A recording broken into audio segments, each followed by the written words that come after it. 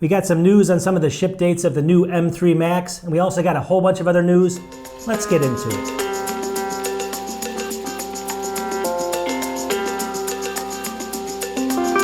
Alright, welcome back to the channel. So you guys know the drill by now. If you haven't been a subscriber and this is the first time watching my video, definitely check out right here. I have hundreds of videos. I do reviews of all different technology, including this little hub right here with the hard drives in it. I do a whole bunch of different things, so check out my channel. But today we have a whole bunch of news. I have about 10 or 12 different news stories. Now these are going to be Apple related or kind of directly or indirectly related to Apple. So if you love Apple stuff or even technology in general, subscribe if you can, and let's get into these stories. I'm just going to go through them one by one, and I think you're going to get a kick out of a couple of them. Some are funny, some are actually good information.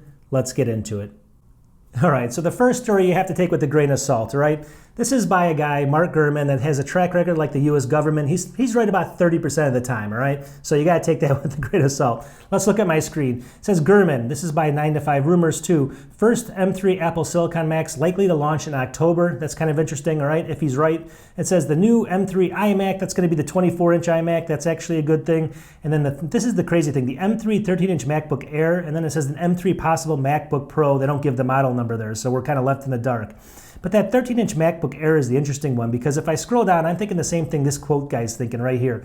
You know, if they launch this, it's going to be 4 months after the 15-inch just came out with the M2 chip. Then you're going to have the 13-inch come out, and then the 15-inch next year. So why don't they just get those two systems together? I don't know if it makes sense to kind of stagger them like that. Let me know what you think. Is this something that you would actually purchase? I think a lot of people just bought the 15-inch. They might be a little bit upset if the 13-inch with the M3 chip comes out just in a couple months, but that's the way Apple does it, and what can you do? All right, story number 2 is actually really cool. So if you know about Luna display, right, you can take a 5K iMac. I have one over there. It's a 27-inch 2017, and you can use it as a second screen. So if it works really well, right, it would be just like getting the studio display, because it's very similar. 5K iMac has got a very similar display, right? The problem now is there's been a lot of latency with Luna display in the past, and it's not exactly perfect, all right? So if you look over here at this is by 9 to 5 Mac as well, but it says it gets now peer-to-peer networking, Mac to Mac over USB faster performance. So let's just break that down. So in the past, first of all, it says it gets 30% faster performance overall. So just without even doing any other changes, 30% faster non-latency performance, all right? Then it says basically, now you can go over, let me just scroll on here, Mac to Mac over USB, and that's actually gonna make it even faster yet. So in the past, you had two options. You had wireless, which was a little laggy, and then they actually came out with an Ethernet cable you could connect to your iMac over there, and then you can connect it to like a laptop or something, a Mac laptop, and you get that 5K screen. The problem was, again, it was a little bit off. It wasn't just perfect, all right? But now you can do it through USB-C. They're saying it's basically gonna bypass your router, just go over USB-C and just have that directly connected in. They're claiming that it's going to be even faster yet, reduces latency possibly up to 46%. So if you're thinking about this, let me know if you guys want to see a video. I might do a video on that to see if we can do this on these 5K iMacs and how good it is. And if it works really well, I think there's going to be a run on them, because you can get them for like $500 now with the computer versus spending $1,600 for the studio display. All right, another rumor. Here comes the rumor police, but let's just humor me for a second. Over here, it says right here, iPhone 16 to pack upgraded ultra-long telephoto zoom, all right? So now this is a rumor about the iPhone 16. The iPhone 15 we know is coming out. I think it's gonna have an upgraded telephoto zoom as well, up to 6 times optical, all right? 6 to 9 times, I think it's 6 times, but it's gonna be a bigger optical zoom. Now it's saying the rumor on the one after this, the iPhone 16, it's gonna come out in here. I was looking in here, didn't exactly say what it was going to be. 12 times maybe double the 6. So it's going to be a way better telephoto zoom. I can't say that word. And so who knows, if you're into that kind of stuff and you even know what optical zoom versus digital zoom is, this might be for you. So sit back and relax and wait a couple years, and we'll see if this comes out after the 15. All right, so this next story has 2 parts, but I just get a kick out of it. It makes me laugh. I hope it makes you laugh too. So look over here. It says US CyberTrust mark will boost smart home security, says White House. So the White House is telling us the White House has announced a plan to improve security of smart home tech. The government will test everything, including speakers and Wi-Fi routers and everything else, and put a CyberTrust logo on it, all right? So it's gonna have these certain standards that are gonna be done by the government to make sure you're not getting scammed or there's good security on these devices. And everyone's got these cameras in their home, so it sounds like a good idea, right? Everyone thinks that's a great idea. But then this article, this is non-related, but this just came out the other day and I was reading this. It's all over the internet, so you can just look for it yourself. But it says right here, this is on The Verge, it says millions of sensitive U.S. military emails were reportedly sent to Mali due to a typo. Now, first of all, Mali is friends with Russia, and we're kind of not in a confrontation with them directly, but obviously there's some situation going on.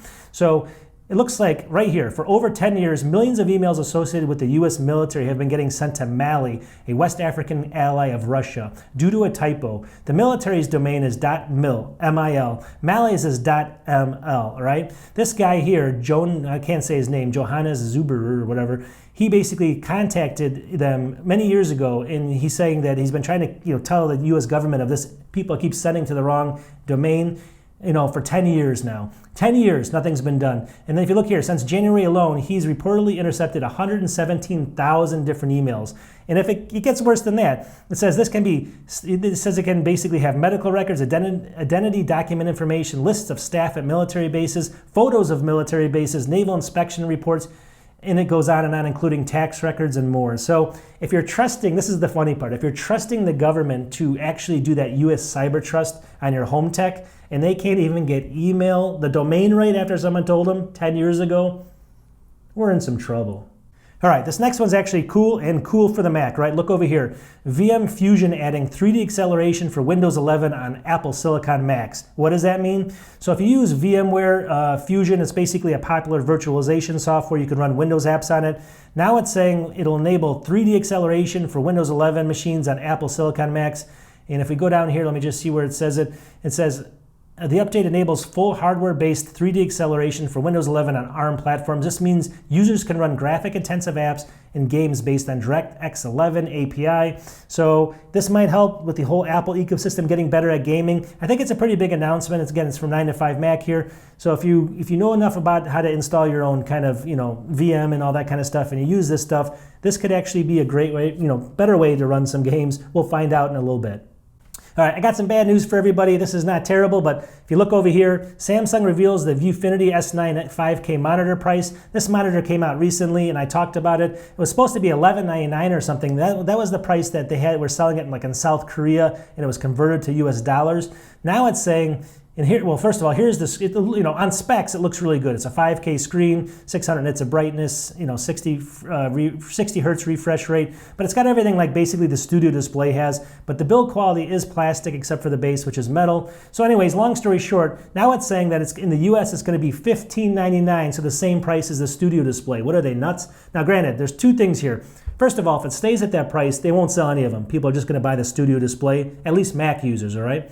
But that price is a street price, and if we see like the M8 or like the other monitors that they sell, they've actually gone down by like 50% as far as the street, that's the manufacturing price. Basically the street price is usually like 60% of that in a lot of cases with Samsung monitors. So if we can get that down to $1,000, I think people will buy it. But at $1599 versus the other one, the studio display, what are you gonna buy? I know what I am. All right, fun story, and who in the world is doing this? You got to stop. Look over here. Rare 4 GB sealed iPhone original crushes record at over $109,000 on auction. If you watch this, Marquise Brownlee just bought one for like $40,000. I don't know if it was the same model or whatever it was. It was supposedly factory sealed. Then they were kind of debating if it was even real, if it was even a faked, and they bought that for $40,000. They were going to maybe return it. So anyway, I don't know who has enough money to buy this or who actually wants this thing. But if you do, and you're out one of those people watching right now, please stop and do something better with your money. The next story is just a fun one. If you're an Apple Arcade fan, there's a new game that just came out. Look here, Ridiculous Fishing EX.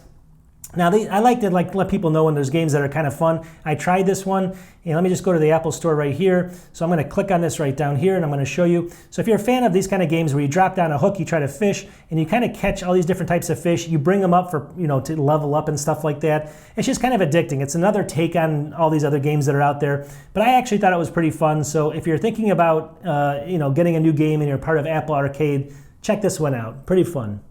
All right, the next story is about Apple, the next generation Apple TV. So what do you want to expect and when's it going to come out? Over here we see now a couple different things. There's not going to be a lot of changes. It's going to have a faster chip, it's saying here. So it says include the A16 Bionic chip.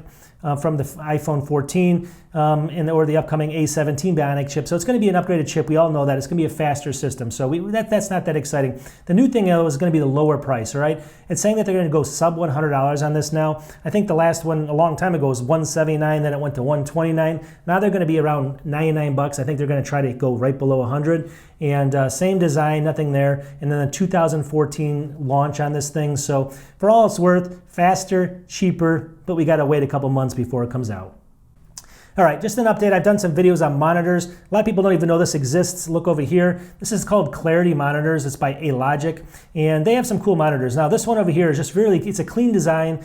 If you're a Mac user, you can see it here. Very nice monitor. $799. It's a 4K 27-inch UHD monitor. Got really good reviews. I mean, I'm not trying to sell you on it. Check it out. I'm not affiliated with them in any way. But they just recently came out with another one. They came out with one that's got like this $999 here. It's got this little, you can see it right there. It's kind of obviously a camera, but it goes up and down. So when it's off, it kind of goes behind it. And when you turn it on, it comes up. So there's no way to kind of, it basically protects you from it ever being on accidentally. I don't know if it's worth the $200, but it is way better than any other camera they set out there that Apple puts on their laptops or their computers. And then finally the other one, and again, this may not be for Apple users, but they came out with one for $1199. That's a full touchscreen. You can see it here. So if you want ever to try, your Mac with a touchscreen, this might be an option. Still pretty expensive for 4K, but these are pretty elegant monitors. So I just wanted to show people what's available.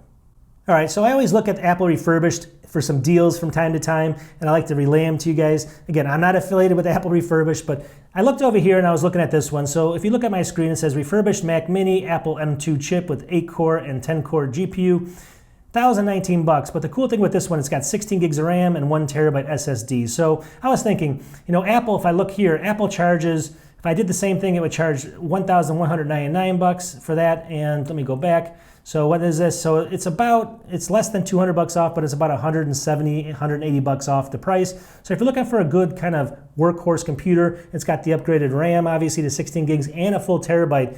Not a bad deal for around $1,000, right? But then I came across something way even better than this. So I was kind of looking still, and then I came across this one. Obviously, I had to consider this because I think this is a better deal. This has actually got the Apple M2 Pro chip, so not just the normal chip, but the Pro chip. That's a lot better for video editors and things like that. Comes with a 10-core GPU or CPU, 16-core GPU, so you get additional cores there, obviously because of the chip.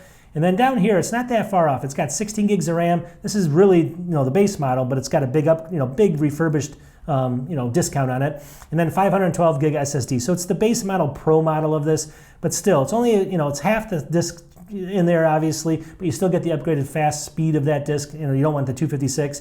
But for the price, I think I would go with this one instead, because it's a slightly, well, it's about the same cost, roughly, give or take, but you're getting that Pro chip, which I think is a really good deal. All right, I'm going to wrap it up. That's the news for today. I make these a couple times, maybe once a week or so. Let me know if you guys like them. And also that Luna display, I'm going to probably do a video on that. I also have a bunch of stuff over there lined up. I got some keyboards coming out. I got some more internal external SSD drives and all that kind of stuff in the next week or so.